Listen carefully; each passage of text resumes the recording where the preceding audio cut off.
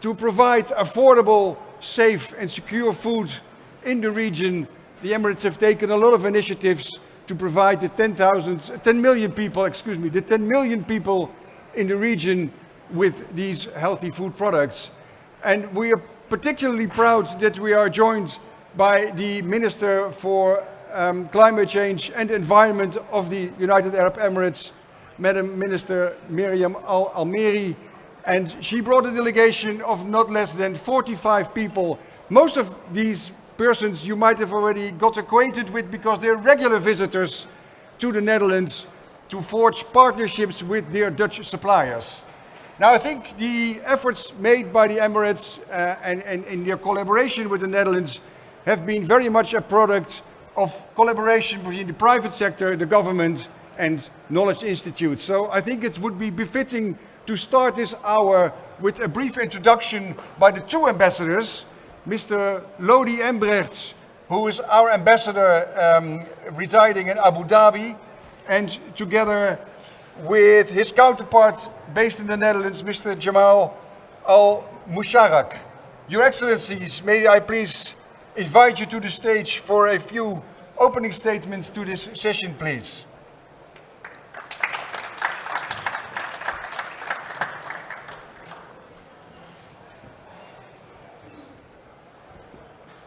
Please be seated. Yes, and maybe Mr. Embrechts, being the Dutch ambassador, maybe we start with your introduction, please. How much time do I have? Oh, you have a couple of minutes together. Okay, happy to do so. Wow, so many people. But let me, before I say anything, I want to say how incredibly proud I am. Proud of my country. What I've seen here today, what I've seen yesterday really is amazing. And I'm so happy that around 50 people from the UAE came to the Netherlands to share this with me. And that's a good way to start, isn't it? Definitely. I think so. Okay, I thought yesterday, what can I tell them? Don't worry, this book is not full with notes. I'll keep it pretty short for you. You know, when you talk about the Netherlands and the UAE, there's history that goes all the way back to 1622. Let's not go there. Let's focus on what's happening recently. But I do want to go a little bit back in time because I really think it's important to understand the UAE by looking back what happened in the last 50 years, because the country is 50 years old.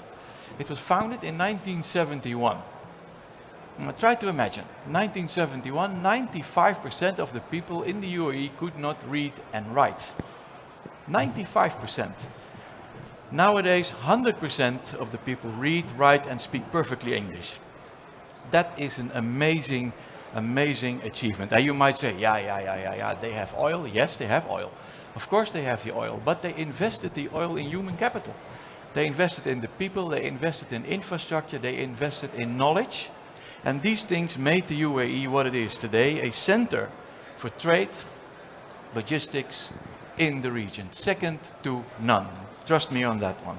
And it's not just because of the oil and the money, it's about the people they have created through education and through hard work.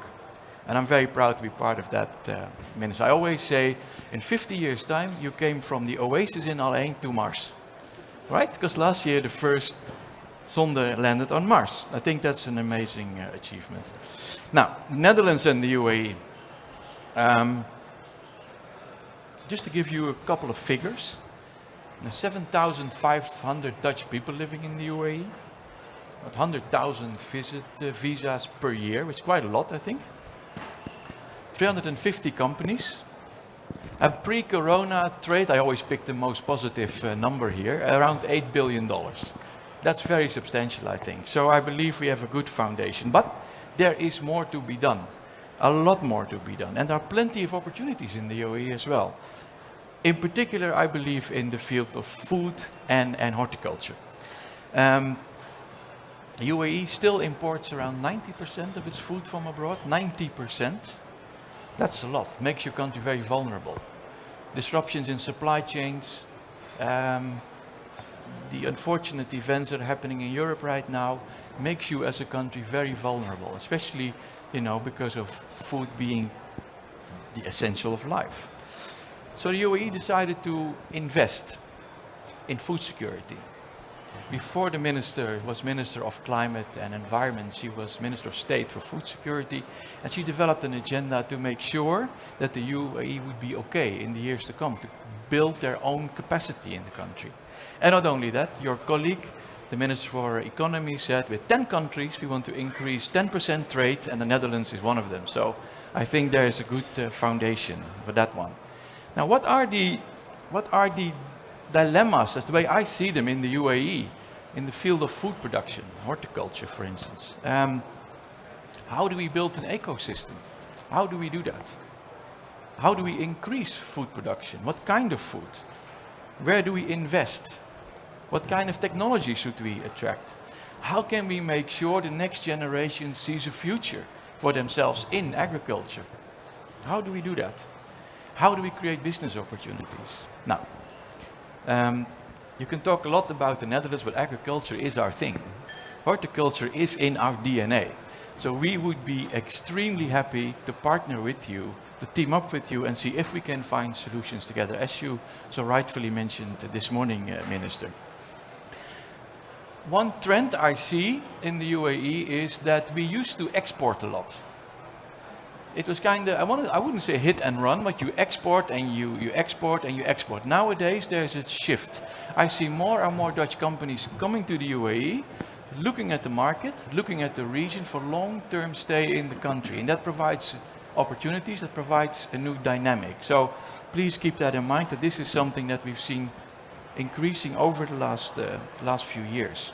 Now, you say, great, this is all private sector driven, but what does the government do? Well, as a Dutch government, we have taken the initiative a number of years back to have a very strategic outreach and approach to the UAE and in fact the broader region. I think our presence at Dubai Expo symbolized that perfectly. We were there with a good story, with a sound story, I think.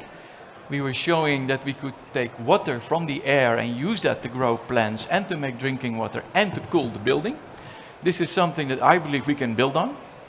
We should build on, perhaps towards the COP or something. We have for the insiders, we have a PIB Horti, which means that the Dutch government really is trying to connect Dutch exporters, Dutch know-how with the community in the UAE.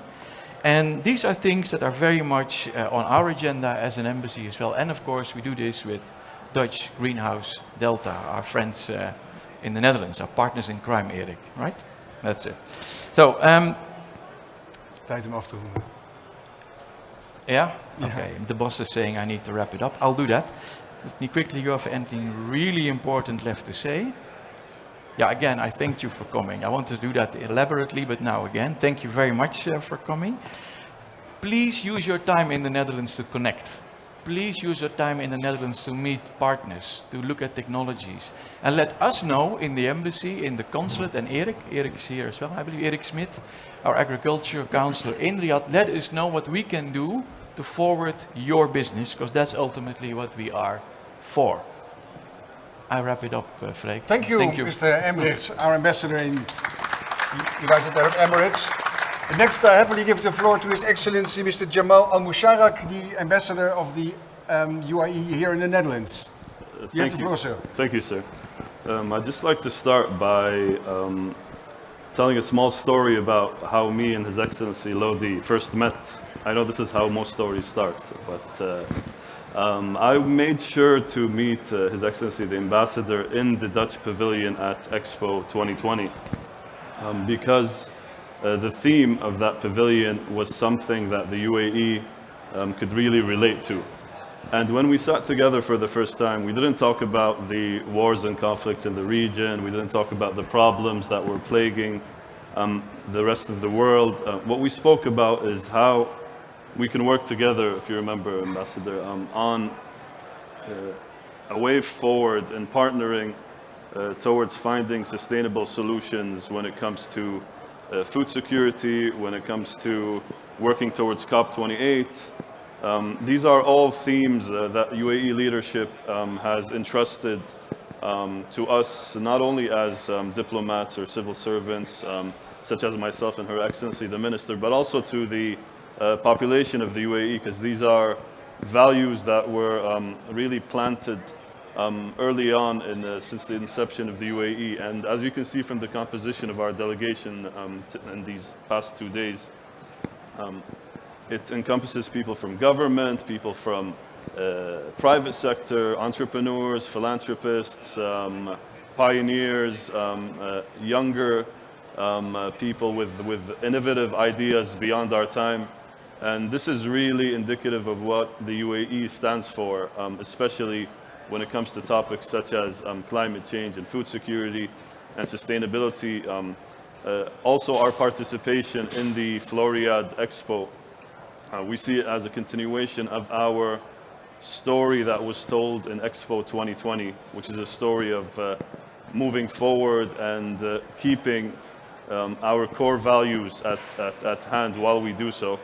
And as Her Excellency mentioned earlier, the Floriad Pavilion, the UAE Pavilion at Floriad really explains how the UAE, even though it's considered a sort of harsh environment for anything to grow, we do have saltwater plants that actually contribute positively to the larger scheme of things, no matter how small they are.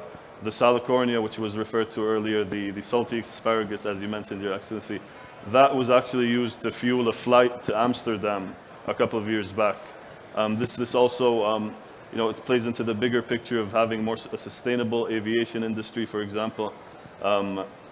Our focus on the preservation of mangroves is very important.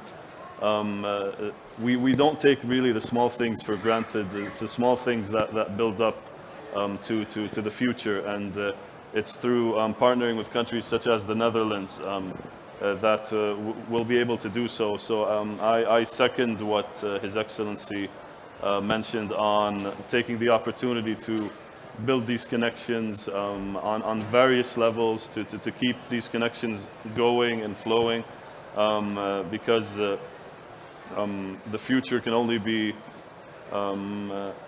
dealt with, whether with its challenges, with its opportunities, it can only be dealt with if we partner together and come up with solutions and have an exchange of sort of expertise and knowledge to be able to do so. Thank you very much. Thank you so much.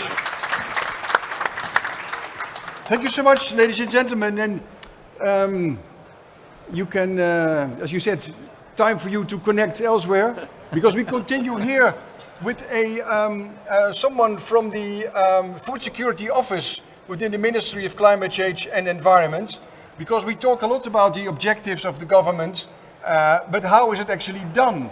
What are the policies of the country to get food security where they want to have it? And we're very happy to have with us Ms. Moza Al-Dahiri, and she's a very experienced international affairs expert within the Ministry of Climate Change and Environment.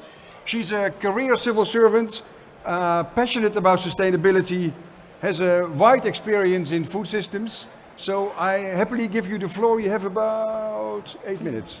Thank you. If you want to, this is for the clicker. slides to move. Yeah? And I can just click here. Yeah, just push this one and the next slide will... Okay. Yep. Thank you. Thank you so much. Hello, good morning, everyone. Thank you for having us today.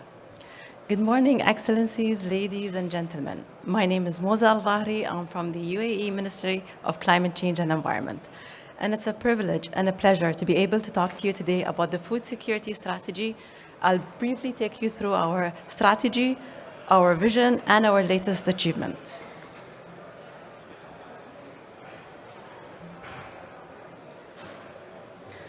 Our wise leadership had always put food security as a national priority.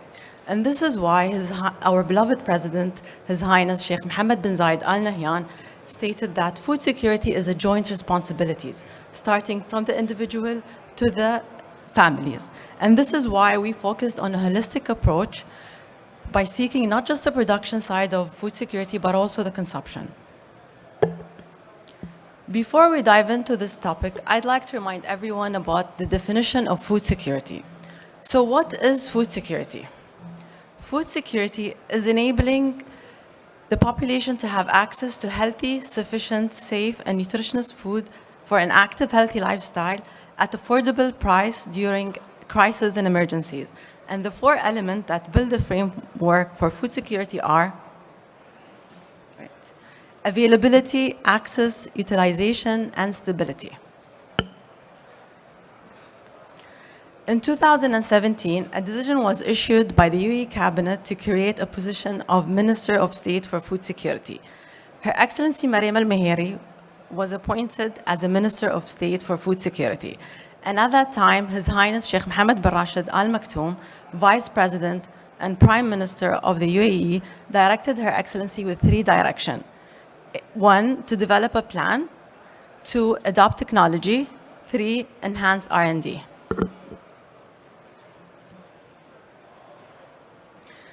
So as you can see, we have, let's say, like it's a milestone of how we started.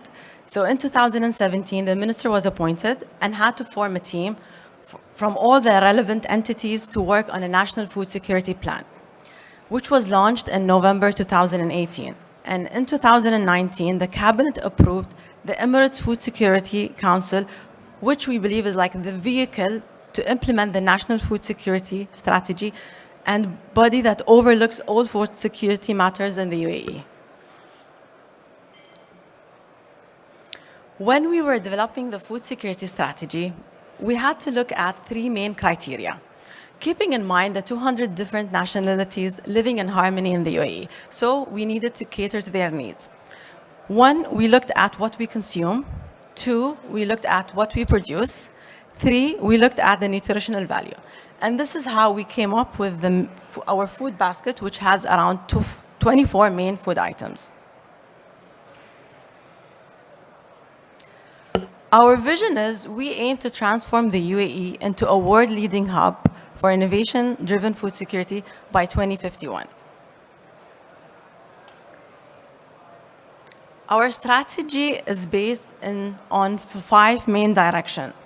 The first strategic direction is that today the UAE imports 90% of its food, and we need to be ready to face any kind of shocks. So this is why we have to diversify the different sources. And this is why the number one on the strategic direction is facilitating a global agribusiness trade and diversifying the international food sources. Oops, sorry. How can I go back? This is how to go back. Okay, so I just skipped. No, to go back to that slide. Yeah. Oh, okay. Sorry. Okay. Our strategic direction number two is that we face a challenge in the lack of arable land. But despite this challenge, we have a great chance to adopt technology, and this is what we're looking for. Strategic number three, the UAE is one of the largest per capita contributors to food loss and waste in the world. And this is why we have a target of reducing food waste and loss by 50% by 2030, which is in line with the SDG. Strategic number four is that we have to ensure a food safety by reducing consumption of unhealthy food and reducing food safety incidents. So we have to encourage the community to switch from some of the old habit into new habit and just encouraging them to start eating healthy. And strategic number five is that we need to be ready to face any crisis that risk our food security. We have 5 enablers in our food security. Number one is the food security governance model. Number two, R&D agenda. We are enhancing the R&D in the country, and this is why we're here today.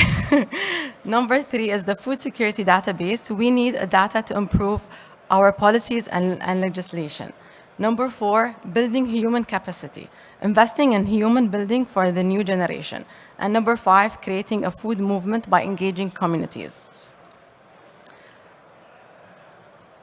As I mentioned earlier, that the cabinet approved the Emirate Food Security Council, which, as you can see, we have different entities in the council, which is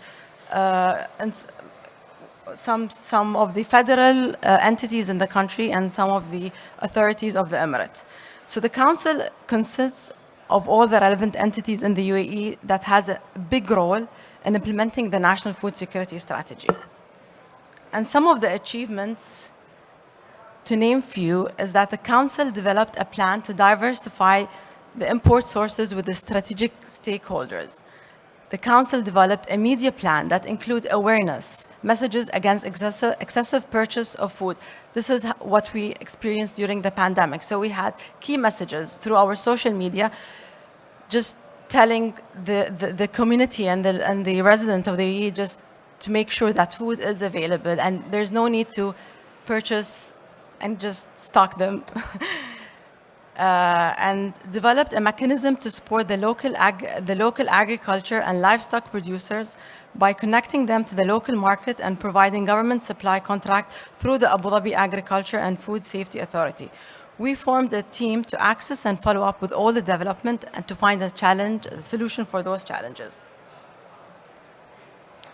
I'd also like to share some of the key initiatives we have worked on to support our food security. So number one, we have the Food Tech Challenge. It's an international competition that aims to find innovative technology-based solution to food security. So this year is the second edition, which focuses on two tracks, production and reducing food loss and waste, with a pool prize of $200 million. The winner will be offered to scale up their business model within the UAE. The challenge is open to all. If you're interested in joining, just please visit foodtechchallenge.com. And I believe we're going to have a flyer published on the website of Green Tech, so you'll find more details on their website. Number two is another exciting project is the Food Tech Challenge, is the Food Tech Valley. It's what Her Excellency called a playground for the providers, the researchers, entrepreneurs, startup, and industry experts with all the facilities they need to develop an innovative, clean tech-based agriculture product and solution. My colleague Ahmed Al-Shaybani from Al-Wasl Group will be sharing more details on the project, so please tune for his part. Number three is Na'ma initiative, which is called in Arabic Blessing. It's a national initiative to reduce food loss and waste. It aims to achieve the UAE's commitment to reduce food loss and waste by 50% by 2030, which is in line with the SDG. Another exciting initiative is the Agriculture Innovation Mission for Climate, which is also known as AIM4C. It was initiated by the UAE and the United States of America. It seeks to accelerate and increase investment in climate-smart agriculture, R&D, and innovation. And now we have over 170 government and non-government partners. We're also very proud and excited that the UAE will host COP28 in 23. We're working with all our partners to deliver an inclusive, consultative, and accessible COP. We will create an environment where government, business, NGOs, academia, and civil society gather to drive a transformative change. Ladies and gentlemen, thank you for listening, and I hope you enjoyed.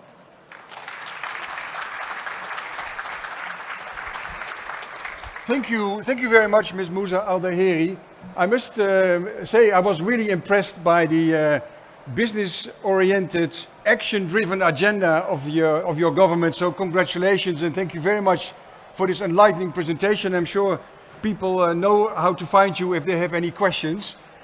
You mentioned the Food Tech Valley as a concept, as one of the instruments to experiment and to do practical research. We're very happy that we have Mr. Al-Shaybani with us, who is overseeing the strategy and the execution of the Food Tech Valley project. Incredibly happy that you could make time to be here, because you must be one of the most busiest person of your country. You have a lot of experience in real estate, I understood. So this must be a very new project in that sense. Yes. But we look forward to hearing from you. It's you have about 6 minutes, I'm afraid. 6 minutes. Good luck. I'll try to be very fast. Hi, ladies and gentlemen. Thank you for having us today. And I would like to thank Your Excellencies for really a good hospitality. And we really enjoyed the delegation so far. So I would like to first introduce myself. My name is Ahmed Al-Shaybani. I'm actually heading the execution of Food Tech Valley project. The project, So this is the clicker. Yeah, so I can.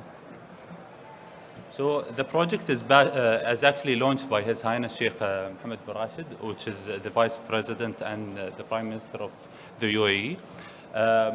So mainly the Food Tech Valley was launched initially to actually lead the food security strategy locally, regionally, and globally. And the focus is actually making the local and clean food more accessible for everybody. We are actually aiming to empower growers, to empower business owners, and to empower entrepreneurs in order to do business in the sector. So why now and why here? So looking at the global challenges, if you can see that there is several global challenges and the food is not enough. If you can see 50% there is increase in food demand by 2050. We have high temperature, we have water scarcity, we have 800 million people go to hungry every day. One in 3 people actually suffer from malnutrition, and 1/3 of our food actually goes to waste. Within the UAE, we have actually additional challenges. 90% of our food is actually imported. 5% of our land is arable, and only 0.1% the contribution to the industry, to our GDP. However, in the UAE, when there is challenges, we always try to bring up opportunities. While doing so, what are we doing about that? Mainly, we're transforming to the UAE to become an integrated zone and to become a hub for agribusinesses. The way that we are actually tackling that, which is in line with the UAE National Food Security Strategy, with 3 goals: enable local production, diversify international food sources, as well as foster creation of new innovative ideas. So we are building a platform for breaking through innovation in food production and healthy, sustainable future. The focus mainly in novel technology because of the challenges we have in the UAE. So we are tackling the novel technologies such as controlled environment agriculture, cellular agriculture, fish farming, and aquacultures. We are uniting the complete food and agri ecosystem in one place. So we are trying to bring together, we are trying to bring together actually the a production zone, a logistics zone, business park, academia, all in one place and all in one umbrella to support and collaborate and innovate within the valley. So within the valley, we have different offering. We have physical spaces, we have ecosystem program, and we have one-stop shop services for the businesses. Within the physical spaces, we have controlled environment agriculture plots. We have model farms, which actually cater for businesses who want to come and calibrate their business and technology to the environment in the UAE. And within the ecosystem program, we are offering acceleration and incubation services, funding facilitation, support, and so on. One-stop shop is all the business need in order for them to grow and to work within the UAE. So the location of the project is very strategically located. If you looked at, it's 15 minutes away from downtown, which is you can see the Burj Khalifa location.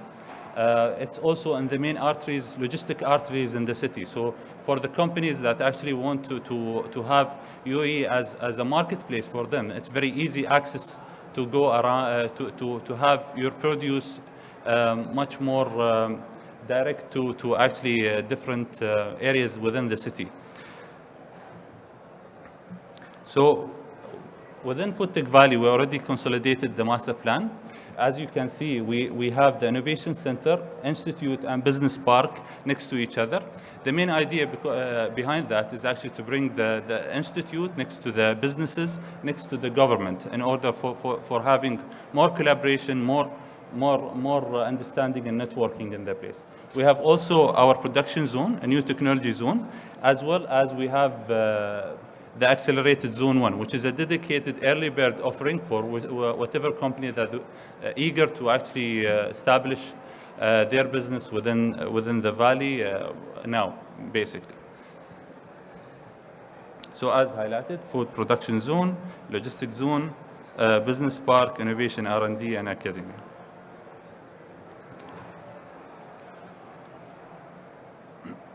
So what can FoodTech Valley do for you? The simplest way to answer this question is everything your business needs to grow. That's the simplest way to answer it. And when it comes to incentives, when it comes to licensing, testing, approvals, shared facilities, global networking, digitalized services, this is what we are offering. We are currently having partnership with Dubai Integrated Economic Zone to set up the one-stop shop solution. So we have so many plans, and our direction is to support the businesses setting up in the FoodTech Valley. So the FoodTech Valley, is a concept. However, it lays as a location in the UAE. If you look at the UAE, there is a lot of advantage to set up in the UAE. You have one of the largest trading and logistic hub in the world. You have a very central location, which have a good access to Asia, Africa, Europe, and so on. One important aspect is actually we have a very stable legal and regulatory infrastructure, and a government very supportive for entrepreneurs and innovation. So who is FoodTech Valley for?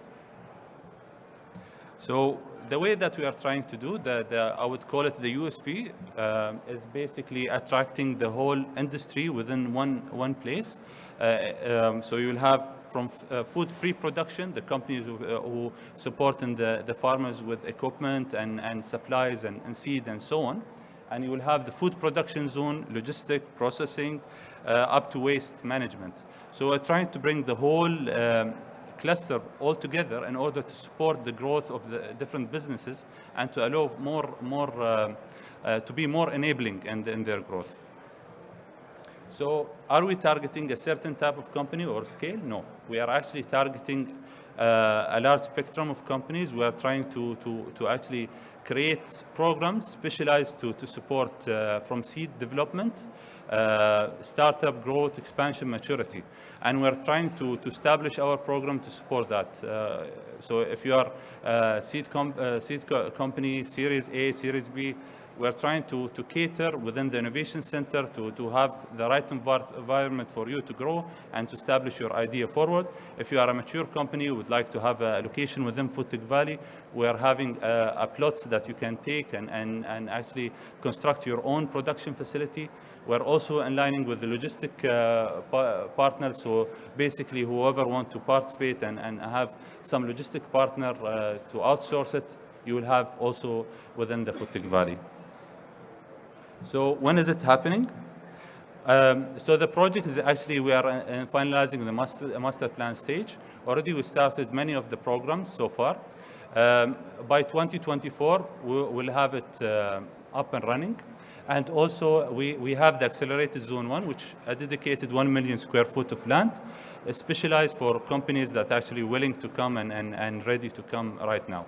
So many things are happening at the same time. And we really appreciate, the opportunities Your Excellency have created for us, and coming here and meeting all the companies here, and getting many of the expertise in the Netherlands. And thank you for the hospitality once again. And thank you very much. Thank you very much, Mr. Al-Shabani. It was very impressive. I very much like the idea that you put the government physically also very close to the companies. I think that can only be very beneficial, and I think when you illustrate a plan like this, for somehow I'm certain that it will get executed in the way that you have envisaged it. So congratulations with that. We continue, ladies and gentlemen, with an experienced speaker, Mr. Abdallah Al-Boudi, because at some stage the question will be raised like, what about finance? And the Emirates Development Bank, of which Mr. Aboudi is a senior banker, knows all about it, about economic diversification, entrepreneurship, and how the bank is enabling the food business to grow. So very happy that you can share your insights with us, Mr. Aboudi. The floor is yours.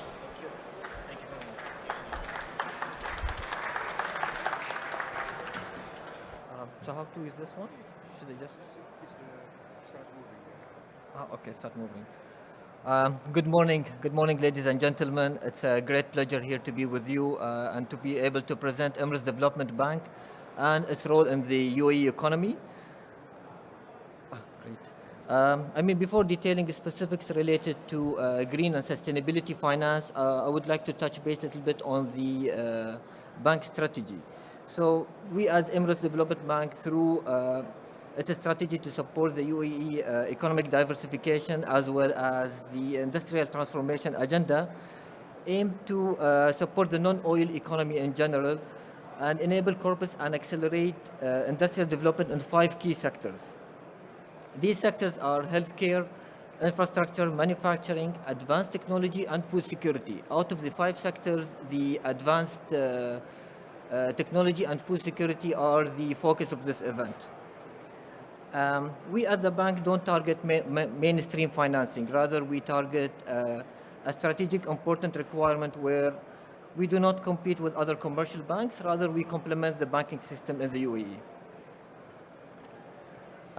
Our objective is very clear, is to maximize the impact of the, to maximize our impact on the UAE economy, and all our internal operations are geared toward achieving such mandate. Actually, we are a purpose-led lender, translating the wise vision of the country's leadership. So this will including sustainability finance to reduce the carbon leverage and achieve the net zero alignment. This is done also through encouraging entrepreneurs and investors to invest into green and food security projects as well as renewables. Maybe I would be able to give you a bit of background on green or sustainability finance. So this is something that we focus on in the bank. In terms of green sustainability, these 2 terms are used interchangeably, but they are not necessarily the exact same thing. Green financing or green loan is a loan instrument made available exclusively to finance projects that are intended to have a positive environmental impact, which a lot of it that we can see here reflected in this event. Basically, this is done through the green loan principles, what we call it the GLPs, which focus around the use of proceeds as well as the reporting mechanisms. Alternatively, sustainability finance, which is the most common one, it looks into the improving of the borrower's sustainability profile rather than looking into a specific green project. And it looks at where the use of proceeds are not into a specific project rather than improving that profile through the borrower's CSR strategy, consideration of sustainability when making business decisions, as well as having ambitious sustainability objectives, and transparent reporting, of course. We at the bank, we look at both green and sustainability finance on identified projects in these key sectors. And for the borrower, it provides also an incentive where when they achieve such targets, they can get able to negotiate better financing terms, as well as, or automatically that will reflect into reducing financing costs. What we can look into that for the conventional farmer or the food producer to transform into the agtech, or even for the entrepreneur to get established, it would require a vast capex investment as well as technical support. We in the bank know that the resourceful corporates that are backed by the government do have an edge in such initiatives, but it is very important that the vast majority of the players are in the small and the medium enterprises, the SME sector.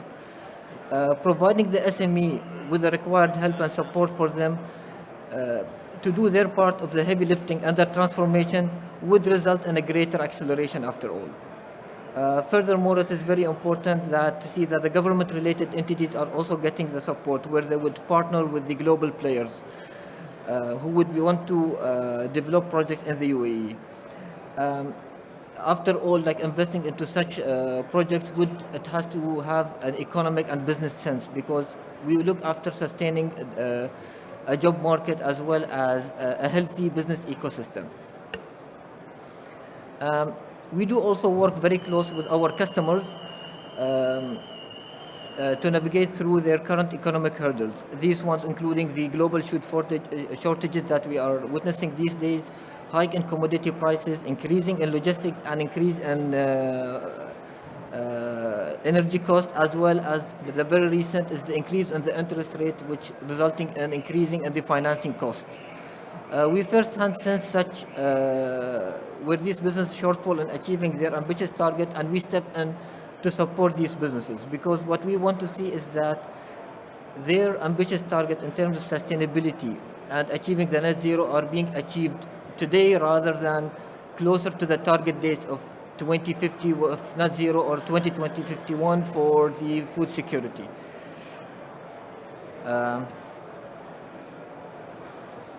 To conclude here,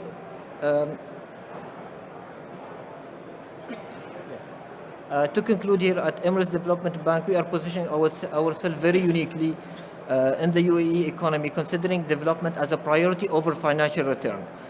Our offerings are flexible and it provides a focus on the businesses and the projects, and we would want to see these projects are being successful, as in the end we see that their success is ours in the end.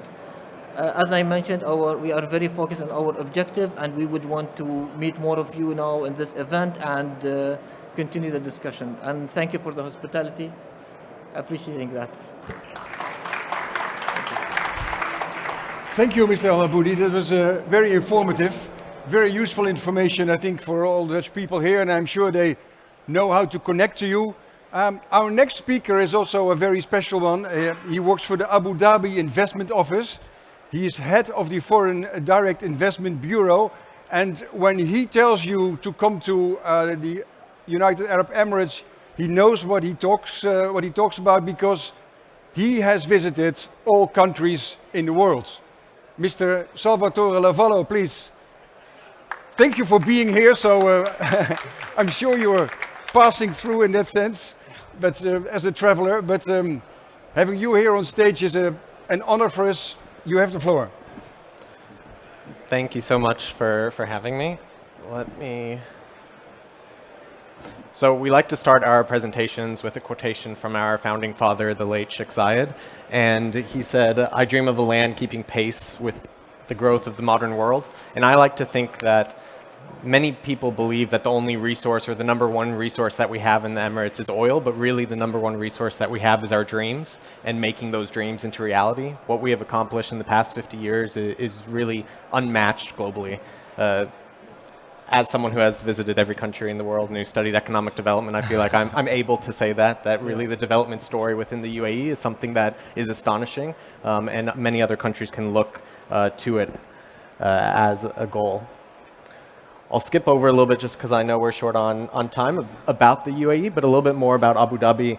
I like to think about it from the macroeconomic to the micro. So when we're talking to companies, of course, we focus on the stable economy, the growth that we have seen, but also looking at how we are a great place to live. Our leadership says that they want the UAE to not only be the best place to do business, but also the best place to live. We want to have highly skilled laborers in the country, saying that they are able to achieve their dreams, not only professionally, but also personally. We've been the safest city in the world for the past 6 years in a row. We have been the happiest city in the Middle East, and these things are only improving, and they're key parts of the development that we've been looking at as a nation. We haven't only been focusing on development as increasing in economic indicators, but increasing quality of life. We do this by working together, by having this delegation of 50 people here today. You see that we have all of the different entities within the federal government, within the local government. We have the funding partners, we have the strategic arms, we have the regulators. All of us are here working together to make sure that we're presenting a one UAE to investors that are considering expanding into the Emirate.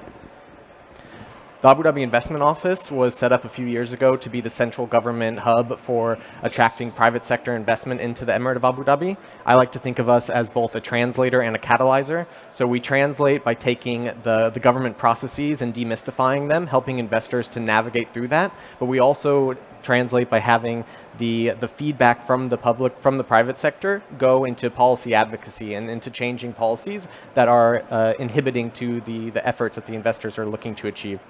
We also then are working as a catalyzer because we look at projects that are happening in the Emirate or companies that are looking to expand into the Emirate, and we try and find ways that we can have their projects happen in a bigger way, in a better way, or in a faster way.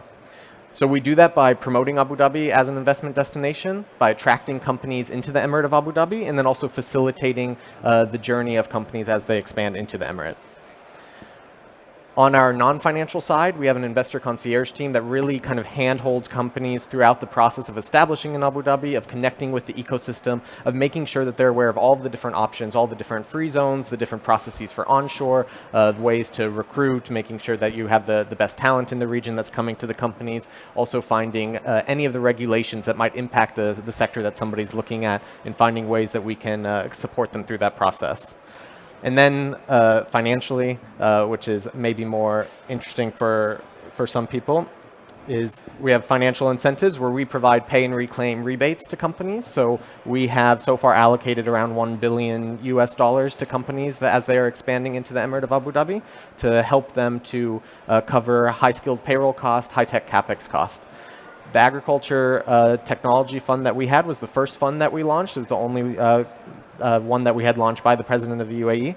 We have two main goals within agriculture technology. The first is on food security, but we're also looking at having Abu Dhabi and the UAE emerge as a hub for desert and arid climate technology.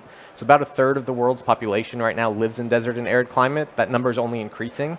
We have a population of around 10 million. We are the 29th largest economy in the world. We do not pretend that we're the largest market, but the challenges that we are facing are increasingly global ones. So coming to Abu Dhabi and having the research, doing the product development here enables solutions that can help around the world in other economies, in other parts of the world like the Sahel, like Central Asia, where these problems are increasing and where it's not currently possible to do that level of R&D. We are looking at agriculture in a couple different ways. We're thinking about the new technologies that we can apply to the existing farmers that we have in the Emirates, finding ways that we can educate and upskill them by looking at new types of inputs, new types of processes, new ways of doing data interoperability in order to support the existing farmers on the ground. And then we're also looking at new forms of food production. When we think about agriculture, we often think about where I grew up, Indiana, rolling hills of green land. But actually, when you think about what are the inputs required for agriculture, you'll often have people say it's soil, rain, and sun. But really what it is it's nutrients, light, and energy. So when you look at that and the way that agriculture is traditionally done, it's quite inefficient. Yesterday, we were at the World Horti Center, and there was this chart that said outdoor farming is, it had one basket, and then it said a greenhouse, and they had 10 baskets, and it said indoor farming, and it had 25 baskets. And so it's showing that the way by enabling efficient growth in either indoor farming, by looking at ways that we can do aquaculture for fish farming, also looking at new forms of protein production, such as algae, insects, but also looking at the regulation around cellular agriculture, finding new ways that we can produce highly nutritious food that can be locally produced and given to not only the population within the Emirates, but also, again, creating globally exportable technologies from the UAE to the world. Within agriculture, we have so far provided about 175 million US dollars to 8 publicly, 9 privately companies that we've supported. 3 are in the vertical farming space, Aero Farms from the United States, Madar Farms and Pure Harvest, which are regional players that have been expanding in the Emirate. 2 in the aquaculture space, Pure Salmon, Fresh to Home, expanding from India. And then we've also looked at 2 input providers, R&Z, which takes the waste sulfites from our oil industry and creates inorganic and organic fertilizers. And then Responsive Drip Irrigation, which is the first plant responsive irrigation system in the world that is now using Abu Dhabi as their manufacturing and R&D hub to expand to 40 countries around the world. And then very excitingly, connecting, as the ambassador was saying, we went from the oasis to Mars. Abu Dhabi is now home to the world's first space agriculture research center. we say in America that it's not rocket science when we're trying to say that something is easy, but actually rocket science is the easiest part of getting people to Mars. The hardest part is how do you feed them while they're there. And so NanoRacks and Starlabs Oasis in the UAE are setting up the world's first space agriculture research center to find ways that we can not only do technology and agriculture in the Emirates and in our desert, but around the world and on other planets. So we're always looking for new companies. A lot of these companies are using Dutch technology, and so we would love to speak with you and any technologies that are looking to expand into Abu Dhabi, ways that we can provide that non-financial ecosystem support, but also the financial support to really move the needle on the types of projects that you're able to make a reality in the Emirate of Abu Dhabi. Always happy to answer more questions, and looking forward to meeting more of you throughout the week. Thank you so much. Well done. Well, thank you, Mr. Lavallo. I think you are indeed not only a true ambassador for Abu Dhabi, but also for the development of the agricultural technology and research. And I'm sure our Dutch audience knows how to find you to discuss opportunities in the region. So thank you very much for all that information. The next speaker, ladies and gentlemen, will talk about the co-creation of future-proof food systems. Very happy that we have Dr. Shamal Mohammed with us, and he works for Silal, a entity that is also getting well known with the Dutch audience, because you're Abu Dhabi's fresh food agri-tech company, and with an incredible number of activities. So thank you for sharing insights about the latest. You have the floor. Thank you very much. Maybe shorter than we had expected. All right. Which one is forward? This one is the Forward. Thank you. Good morning, everyone. I'm Shamal Mohammed. I'm a director of Agritech at Silal. I'm glad to be here, and thank you very much for your hospitality. So Silal is a young company. We started back in 2020, and our role and our contribution is to the food security of UAE. And we do that by looking at our strategic food reserve, but also looking at improving the local food production in Emirate of Abu Dhabi. I don't know. This one should run forward, yeah.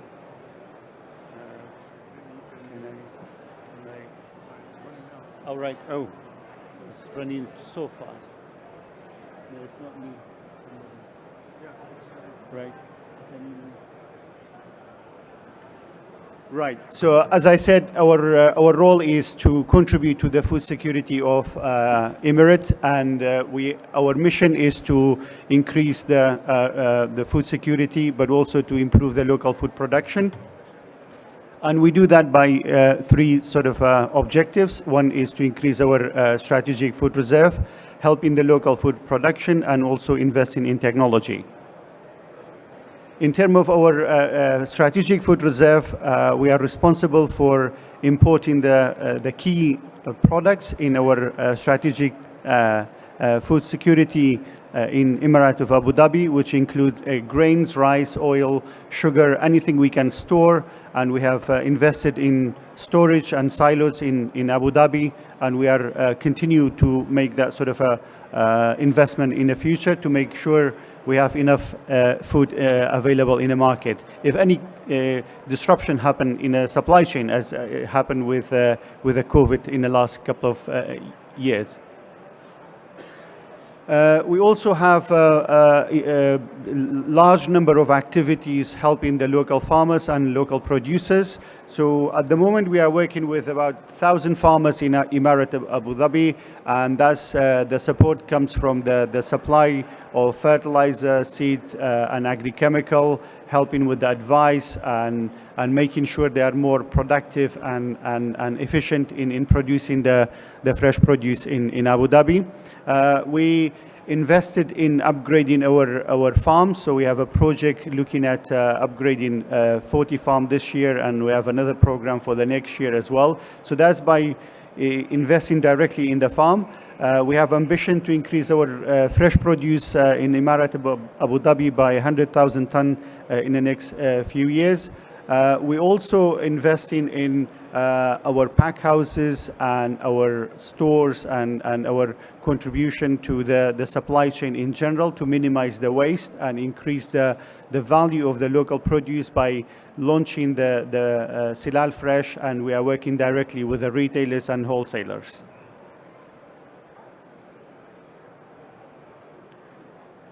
So in terms of technology, so we have various different sort of initiatives at the moment. So in terms of digital, we are developing our food security digital platform that allow us to maximize and diversify our source of import, but also looking at enabling farmers with a farm management system that allow farmers to navigate the supply chain and facilitate the decisions throughout the whole food production cycle. In terms of R&D and initiatives, we are currently working with large number of companies, as you can see some of them here today as well. So we work quite closely with ICBA, Aerofarms has been mentioned. We have a project with the Red Sea Farm, they are presenting here as well. We're also working closely with RDI, Responsive Drip Irrigation. One of the project I would like to mention, which is one of a Dutch company, Hogendoorn and Let's Grow. So we launched a project back in January. We are deploying Hogendoorn technology in local farmers in Abu Dhabi. We started with the 30 farms, and we're hoping by end of this year to deploy Hogendoorn computer system and all the IoT sensors in 100 farms in Abu Dhabi, and harvesting the data to allow farmers to see the value of making decision based on real-time information coming from the IoT sensors, and demonstrating this on a commercial scale will allow us to kind of showcase the value of the technology and how the advanced technology can help low-tech or medium-tech farmers to benefit from this technology. The other initiative we are working on is the R&D center. So we have a plan to build our R&D facility in Al Ain, which is going to be around 30 hectares, and building the capacity and facilities to allow us to link between the academia, but also with the businesses and commercial companies to bring the right technologies to Abu Dhabi. I think this is what we are looking for, is a long-lasting partners and building the capacity in the UAE that allow us to tackle some of the challenges farmers and local farmers facing in Abu Dhabi, from soil to water to pest and disease and waste management. That's all a real challenge for farmers. And I personally believe if we can design and develop a sustainable, profitable, and more resilient food system in Abu Dhabi and in the UAE in general, we kind of answering the questions we are facing globally around food security and the impact of climate change. Because literally we are working and operating in an environment is very harsh. The temperature is so high, the water is lacking, and the soil is poor. So all of that is a real challenge, and that's why being here is a great opportunity for us, kind of looking at some of the technologies, the companies working and thinking about how we can redesign and rebuild our food production system to be resilient for the future, as well as for the Emirate of Abu Dhabi and wider UAE. Thank you so much, and I'm happy to take any question later on. Thanks. Well, thank you, Dr. Mohammed. That was a very impressive, powerful presentation. And that brings us, ladies and gentlemen, to the end of this session. And to give you an impression, I work for the Ministry of Agriculture, Nature and Food Quality in the Netherlands. We have a network of about 35 agricultural counselors worldwide. And almost every week they send us reports like, oh, there's opportunities in this country, or there's many reasons for doing business in this country. But when I listen to the presentation of the people from the United Arab Emirates, I really believe that those opportunities are real. They are driven by a very powerful, energetic, committed government with a very capable private sector. And it is also obvious, the learning from this session, that their ambition is not just to satisfy the 10 million consumers locally with healthy and safe food products, but the aspirations go much beyond this. So I would certainly advise the Dutch audience, the audience here, to connect with representatives of the United Arab Emirates while they're here. We had a very successful expo in Dubai, which was a good reason for us to travel to the region, but I think you've made a very clear point for us to visit you and to discuss in partnership how to secure the food security in the Emirates. Thank you very much to all our speakers. Thank you very much also to the audience. Give us a few minutes to change the scene and we'll continue our session with a program on the United States of America. But thank you for being here, and I hope you enjoy the exhibition and the interaction, the inspiration and the bright ideas for a food secure future. Thank you very much.